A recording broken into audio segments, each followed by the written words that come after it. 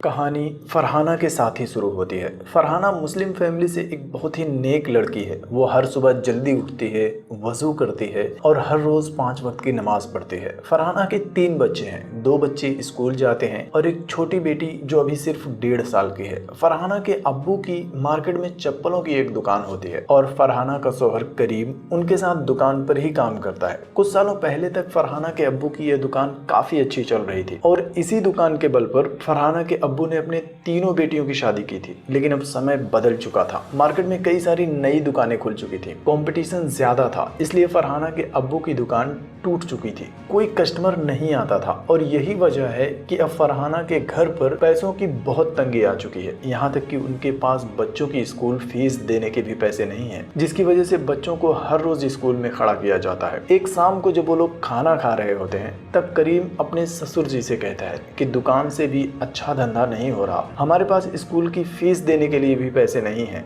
तो क्यों ना हम कम ब्याज पर एक छोटा सा लोन ले लें। लेकिन फरहाना के अब्बू पूरी तरह से इस्लामी ख्यालात के होते हैं। वो कहते हैं कि देखो, इस्लाम में ब्याज लेना और देना दोनों ही हराम है, इसलिए हम ऐसा नहीं कर सकते। फैमिली का हर एक मेंबर उनकी रिस्पेक्ट करता है, इसलिए कोई भी उनके फैसलों के खिलाफ नहीं जाता। फरहाना और करीम दोनों अपने कमरे में आ जाते हैं। दोनों कमरे में भी अपनी फैमिली प्रॉब्लम्स को ही डिस्कस करते हैं। करीम कहता है कि मैं नौकरी के लिए गल्फ कंट्री जा सकता हूँ, लेकिन फरहाना मना कर देती है क्योंकि उनके पड़ोस में ही एक आदमी को गल्फ कंट्री में काम करवाने के नाम पर बहुत ज्यादा टॉर्चर किया गया था। और फिर फरहाना उससे पूछती है कि अगर तुम इजाजत दो तो मैं नौकरी कर सकती हूँ। करीम उसकी बात का कोई जवाब नहीं देता, जिससे कि उनकी बातों का कोई हल उस समय नहीं निकलता। कुछ दिनों बाद फरहाना करीम को लेकर अपनी एक फ्रेंड की शादी में जाती है। शादी में उसकी मुलाकात होती है नित्या से। दोनों में दोस्ती हो जाती है और फरहाना उसे बताती है कि मैं भी नौकरी करना चाहती हूँ। नित्या HSDC बैंक के कॉल सेंटर में नौकरी करती है। नित्या उसे बताती है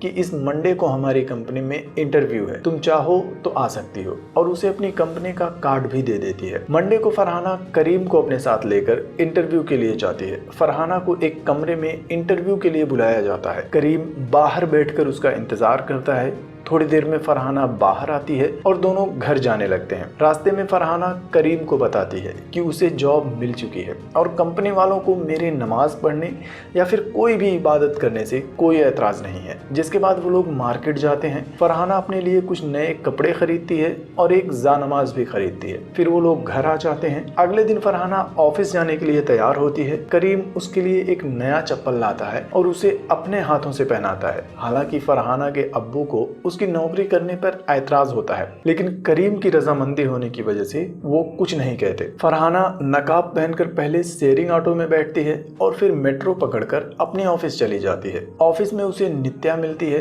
जो उसे उसकी जॉब के लिए कंग्रेचुलेट करती है। शुरू में कुछ दिनों तक फरहाना के साथ नए एम्प्लॉयज को भी ट्रेनिंग दी जाती है और फिर उन्हें असली काम पर लगा दिया जाता है। उनका काम होता है कस्टमर को कॉल करना और उन्हें बैंक के क्रेडिट कार्ड्स बेचना। कुछ ही टाइम में फरहाना अपना पहला क्रेडिट कार्ड बेच देती है और काम भी अच्छे से सीख जाती है। इसी बीच नित्या क्रेडिट कार्ड डिपार्टमेंट को छोड़कर एक दूसरे डिपार्टमेंट में शिफ्ट हो जाती है, जिसमें उसे ज्यादा पैसे मिलते हैं। 1 महीने काम करने के बाद फरहाना को उसकी पहली सैलरी 25,000 रुपए मिल जाती है। फरहाना उन पैसों से अपने बच्चों के लिए खिलौने खरीदती है, उनके स्कूल की फीस भरती है। उसके घर के हालात ठीक होने लगते हैं। खुशियां उनके घर के दरवाजे पर पहुंच जाती है। लेकिन एक दिन उसकी छोटी बेटी की तबीयत अचानक से खराब हो जाती है। उसे ब्रीदिंग प्रॉब्लम होती है। वो लोग उसे लेकर हॉस्पिटल जाते हैं तो डॉक्टर बताता है कि इसके फेफड़ों में पानी भर गया है और जल्द ही अगर ऑपरेशन नहीं किया गया तो उसकी जान भी जा सकती है। लेकिन उनके पास ऑपरेशन के भी पैसे नहीं होते। अब उनके पास 2 रास्ते होते हैं,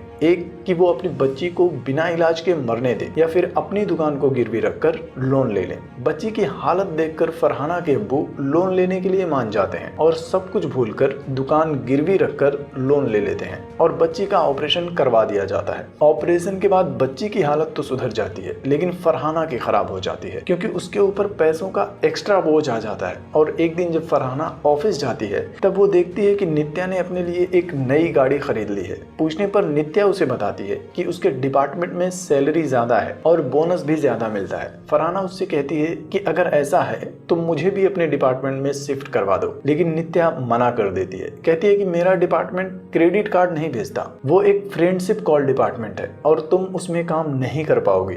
क्योंकि तुम एक रिलीजियस लड़की हो, नमाज पढ़ती हो, रोजा रखती हो। लेकिन फरहाना उससे बहुत ज्यादा रिक्वेस्ट करती है क्योंकि उसे पैसों की बहुत जरूरत थी। नित्या भी मान जाती है और अपने बॉस से बात करके फरहाना को अपने डिपार्टमेंट में शिफ्ट करवा लेती है। डिपार्टमेंट शिफ्टिंग के लिए उनका बॉस फरहाना के सामने एक कंडीशन रखता है कि एक बार इस डिपार्टमेंट में आने के बाद तुम्हें कम से कम 15 दिनों तक यहाँ काम करना पड़ेगा। फरहाना मान जाती है। नए डिपार्टमेंट में एक हफ्ते तक उसकी ट्रेनिंग होनी थी। नित्या उसे अपने साथ ले जाती है और उसके साथ ही कॉलर का एक कॉल अटेंड करती है। नित्या उससे बात करती है और फरहाना उनकी बातें सुन रही होती है। दूसरी तरफ एक लड़का होता है जो नित्या से उसकी चड्डी का कलर और ब्रा का साइज पूछता है। फरहाना ने कभी ऐसी बातें नहीं सुनी थी। उसे उल्टी आने लगती है और तब जाकर फरहाना को समझ में आता है कि फ्रेंडशिप कॉल डिपार्टमेंट आखिर क्या होता है। खैर, एक हफ्ते तक नित्या उसे ट्रेनिंग देती है और कॉल सेंटर के रूल बताती है कि कॉल करने वालों को कभी भी अपनी रियल आइडेंटिटी नहीं बतानी है, ना ही उनके साथ कोई इमोशनल अटैचमेंट रखना है। फोन कटने के बाद ही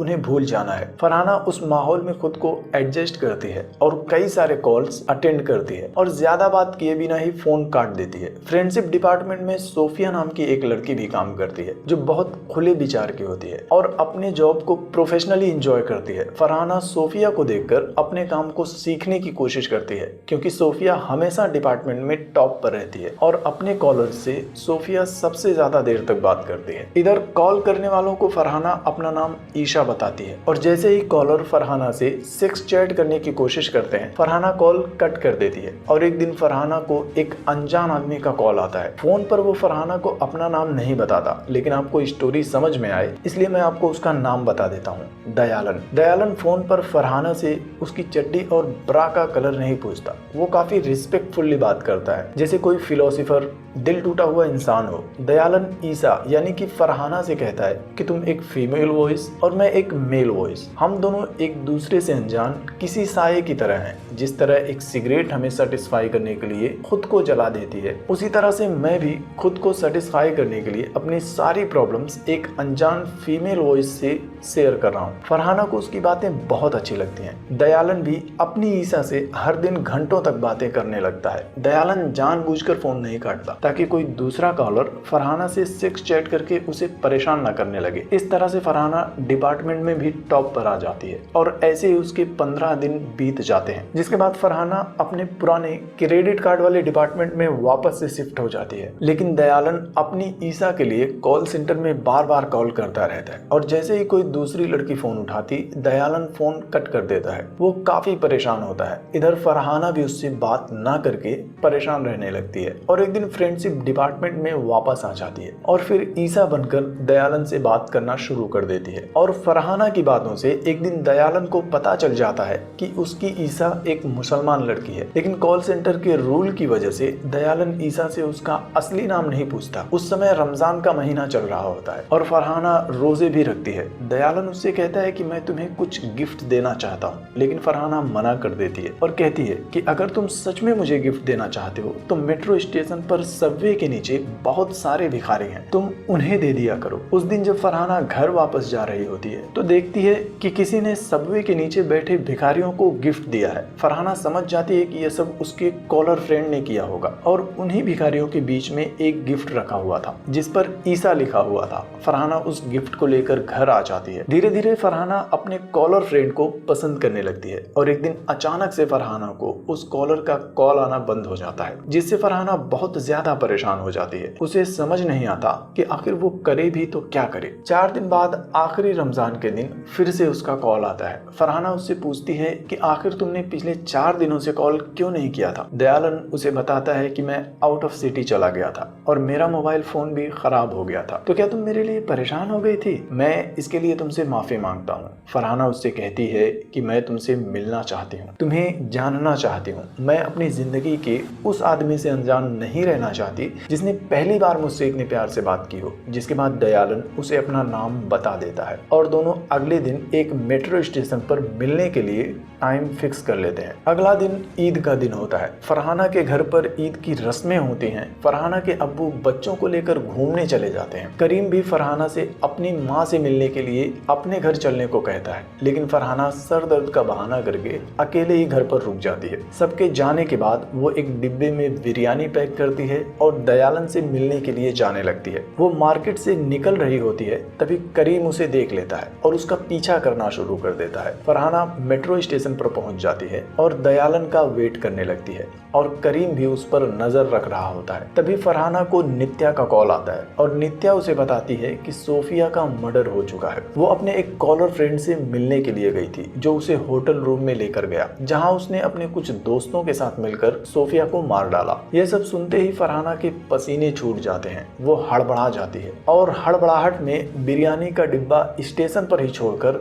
घर वापस आ जाती है। सोफिया के मौत के 2 दिन बाद फरहाना फिर से ऑफिस जाती है और तब उसे फिर से दयालन का कॉल आता है। दयालन उससे पूछता है कि आखिर उस दिन तुम मुझसे मिलने के लिए क्यों नहीं आई। इस बार फरहाना दयालन से कैजुअली बातें करती है और अपने बीच के इमोशनल कनेक्शन को खत्म करने के लिए कहती है, जिसे सुनकर दयालन गिड़गिड़ाने लगता है और ईसा से कहता है कि तुम ऐसा मत करो, मुझे छोड़कर मत जाओ। लेकिन फरहाना उसके साथ कैजुअली बातें करके फोन रख देती है। कुछ दिनों तक फरहाना को दयालन का कॉल नहीं आता और एक शाम को छुट्टी से जस्ट पहले उसे दयालन का कॉल आता है। इस बार दयालन उसे ईसा नहीं फरहाना कहकर बुलाता है, जिसे सुनकर फरहाना और पृथ्वी दोनों चौंक जाते हैं, क्योंकि पृथ्वी भी उनकी बातें सुन रहा होता है। दयालन फोन पर ही फरहाना से उसके ऑफिस और उसके घर का पता बताता है, उसके बारे में हर छोटी छोटी डिटेल्स बताता है, जिसे सुनकर फरहाना इतनी परेशान होती है कि ऑफिस से निकलते टाइम वो बुर्का पहनना भी भूल जाती है। वो घर पहुंचती है, करीम उसे बिना बुर्के के देखता है। तब फरहाना उससे कहती है कि ऑफिस से निकलने की जल्दी में मैं बुर्का पहनना भूल गई। अगले दिन फरहाना करीम के साथ ऑफिस जाती है। फरहाना को छोड़कर करीम वापस चला जाता है। फरहाना को फिर से दयालन का कॉल आता है। दयालन फिर से उसे धमकाना शुरू कर देता है। वो कहता है कि जब तक तुम मुझसे मिलने के लिए नहीं आओगी, मैं तुम्हें कॉल करता रहूंगा। फरहाना पुलिस कंप्लेंट करने की धमकी देती है, जिस पर दयालन उससे कहता है कि हमने अब तक जो बातें करी हैं वो सारी रिकॉर्डिंग मेरे पास है, तुम पुलिस को बुलाओ, मैं हमारी रिकॉर्डिंग तुम्हारे शौहर करीम के पास भेज देता हूँ। शाम को फरहाना नित्या के साथ घर वापस जा रही होती है। ट्रेन में उसे लगता है कि जैसे दयालन उसका पीछा कर रहा हो। नित्या को लेकर फरहाना बीच में ही एक स्टेशन पर उतर जाती है और जैसे ही ट्रेन चलने वाली होती है, वो नित्या के साथ वापस से ट्रेन में चढ़ जाती है और दयालन का चेहरा देखने के लिए वो ट्रेन से बाहर देखती है, तो पता चलता है कि उसका पीछा करने वाला कोई और नहीं, उसका शौहर करीम है। वो घर वापस आती है, करीम पर बहुत नाराज होती है और बर्तन धोते हुए उससे कहती है कि तुम्हें मुझ पर शक करने से पहले ये सोचना चाहिए कि बच्चों को खिलाने के लिए पैसे कहां से आएंगे। जिसके बाद बर्तन रखने के लिए वो अलमारी खोलती है तो देखती है कि अलमारी में बिरयानी का डब्बा रखा हुआ है, जिसे लेकर वो दयालन से मिलने के लिए गई थी। करीम के बिना कुछ बोले ही फरहाना को उसका जवाब मिल जाता है। अगले दिन वो फिर से करीम के साथ ऑफिस जाती है और करीम से कहती है कि अगर तुम्हें मुझ पर भरोसा नहीं है तो मैं सैलरी लेकर जॉब छोड़ देती हूँ। लेकिन करीम कहता है कि ऐसा कुछ भी नहीं है, मैं पढ़ा लिखा नहीं हूँ, तुम पढ़ी लिखी हो, इसलिए तुम अपनी जॉब कंटिन्यू रखो। ऑफिस में पृथ्वी फरहाना को बताता है कि मैंने दयालन का कॉल तुम्हारे लिए ब्लॉक कर दिया है, अब दयालन तुम्हें कभी कॉल नहीं कर पाएगा। इधर दयालन कॉल कर करके परेशान हो जाता है, लेकिन फरहाना कॉल पर नहीं आती। जिसके बाद अगले दिन वो फरहाना के ऑफिस पहुंच जाता है और देखता है कि करीम फरहाना को ड्रॉप करके घर वापस जा रहा है। वो करीम का पीछा करने लगता है और रास्ते में एक जगह पर करीम को टक्कर मार देता है और उसका मोबाइल फोन उठा लेता है। फिर करीम के फोन से फरहाना को कॉल करता है और बताता है कि करीम को टक्कर मारकर मैंने उसे हॉस्पिटल में भर्ती करवा दिया है। जिसे सुनकर फरहाना चौंक जाती है और भागकर हॉस्पिटल जाती है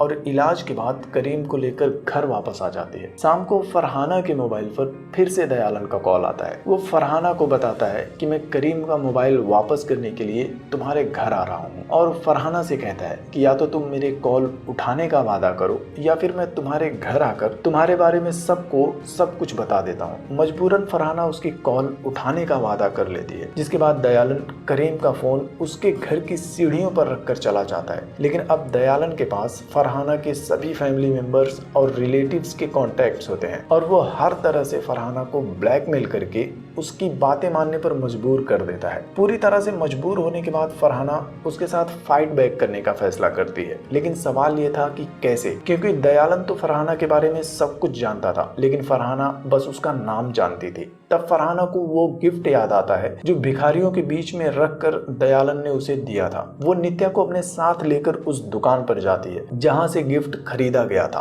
वहां क्रेडिट कार्ड से पेमेंट की गई थी और डिटेल्स निकालने पर उन्हें पता चलता है कि यह कार्ड उनके ही HSDC बैंक का है। वो लोग अपने क्रेडिट कार्ड डिपार्टमेंट में जाते हैं और दयालन के कार्ड को ढूंढ निकालते हैं और उस पर नजर रखना शुरू कर देते हैं। कुछ टाइम बाद उन्हें पता चलता है कि दयालन ने अपने क्रेडिट कार्ड से एक मॉल में पेमेंट किया है। फरहाना उसे देखने के लिए जल्दी से उस मॉल में जाती है। थोड़ी देर में दयालन दूसरी दुकान में फिर से अपना कार्ड यूज करता है। नित्या तुरंत फोन करके फरहाना को यह बात बता देती है और फरहाना दौड़कर उस दुकान के पास जाती है और फाइनली दयालन को देख लेती है। उसका पीछा करने लगती है। दयालन एक कॉफी शॉप में जाता है, कॉफी पीना शुरू करता है। फरहाना अपने चेहरे पर दुपट्टा बांधती है और उसकी टेबल के पास जाकर उसका फोन चुरा लेती है और वहां से भाग जाती है। वो एक मोबाइल शॉप पर जाती है और दयालन का मोबाइल फॉर्मेट करने के लिए कहती है, लेकिन जब तक दुकान वाला दयालन का आईफोन रीसेट करता तब तक दयालन अपने फोन का बैकअप ले चुका होता है। शाम को फरहाना अपने घर पर होती है। वो करीम के लिए चाय बना रही होती है। इसी बीच में दयालन बार बार उसे कॉल करता है और उसे धमकाता है कि अगर तुम मुझसे मिलने के लिए नहीं आई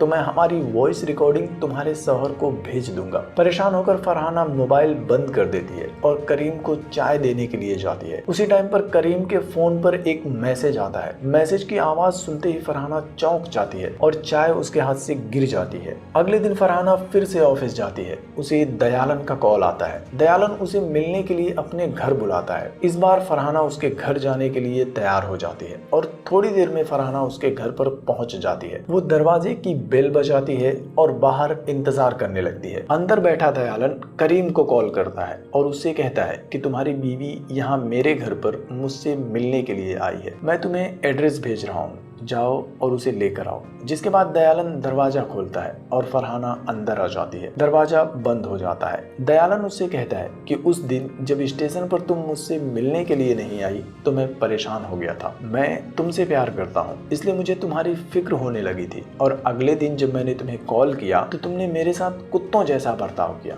मेरा ईगो हर्ट किया और अब मैं तुम्हारी जिंदगी बर्बाद कर दूंगा। उसी टाइम पर फिर से दरवाजे की बेल बजती है। दयालन दरवाजा खोलता है तो बाहर करीम खड़ा होता है, लेकिन वो अकेले नहीं होता, उसके साथ पुलिस की एक टीम भी होती है। दरअसल कल रात को जब फरहाना के हाथ से चाय गिरी थी, उसके बाद रोते हुए फरहाना ने करीम को सब कुछ बता दिया था। उसने करीम से कहा था कि शादी के बाद से हम दोनों सिर्फ अपनी प्रॉब्लम्स के बारे में ही बात करते हैं, इसलिए जब दयालन ने मुझसे प्यार भरी बातें की तो थोड़ी देर के लिए मैं भी बहक गई थी। करीम उसकी बातों को समझ जाता है और सुबह सुबह दोनों एक लेडी पुलिस ऑफिसर से मिलने के लिए जाते हैं। दरअसल वो लेडी पुलिस ऑफिसर अक्सर करीम की दुकान से ही अपने जूते खरीदती थी, इसलिए करीम से उसकी पहचान हो गई थी। वो पुलिस ऑफिसर भी उनकी हेल्प करने के लिए तैयार हो जाती है और फरहाना से कहती है कि जब तुम उसके घर में जाना तो अपनी रिकॉर्डिंग ऑन कर देना और जैसे ही दयालन तुमसे बात करने की बात कबूल कर लेगा हम उसे गिरफ्तार कर लेंगे। और अब पुलिस वाले दयालन को अरेस्ट कर लेते हैं। फरहाना उससे कहती है कि तुम मुझसे प्यार करते थे, इसलिए मुझे इतना परेशान किया। तुमसे अच्छे तो वो लोग हैं जो 5 मिनट सेक्स चैट करने के बाद फोन रख देते हैं और दोबारा कभी परेशान नहीं करते। फिर वो अपने शौहर करीम के पास चली जाती है। उसकी लाइफ से दयालन की प्रॉब्लम अब खत्म हो चुकी है। वो अगले दिन से फिर से कॉल सेंटर जाती है और खुशी खुशी कॉलर्स के साथ फ्रेंडशिप चैट करती है, जिसके बाद ये फिल्म भी यहाँ पर खत्म हो जाती है।